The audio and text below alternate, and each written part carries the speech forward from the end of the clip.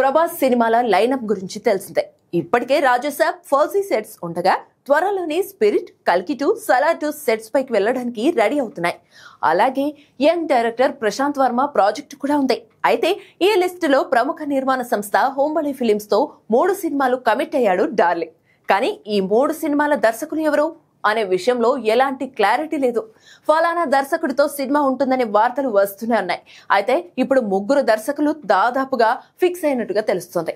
సలార్ సినిమాతో అసలు సిసలైన మాస్ బొమ్మ చూపించిన ప్రశాంత్ నీల్ తో మరో సినిమా ఉంటుందని తెలుస్తుంది. అది సలార్ 2 కాదని మరో స్టాండ్ అలోన్ సినిమా అని అంటున్నారు. అయితే సలార్ 2 తర్వాత ఈ విషయంలో క్లారిటీ రానుంది. ఇక ప్రశాంత్ వర్మ ప్రాజెక్ట్ ను కూడా హోంబళి సంస్థని నిర్మించనున్నట్టుగా టాక్ వినిపిస్తుంది. మరి 3వ సినిమా డైరెక్టర్ ఎవరంటే ఫౌజీ దర్శకుడని తెలుస్తోంది. ప్రస్తుతం హనురాఘోపుడితో ఫౌజీ అనే సినిమా చేస్తున్నాడు ప్రభాస్. ఈ అవుట్పుట్ ఓ రేంజ్ లో వస్తుందని చిత్ర యూనిట్ వర్గాల సమాచారం. దీంతో హనుతో మరో సినిమా చేయబోతున్నాడట డార్లింగ్. ఈ సినిమాని హోంబళి ఫిలిమ్స్ నిర్మించనున్నట్టుగా తెలుస్తుంది. ఈ లెక్కన హోంబళి బ్యానర్ లో ప్రభాస్ 3 దర్శకులు లాక్ అయినట్టే.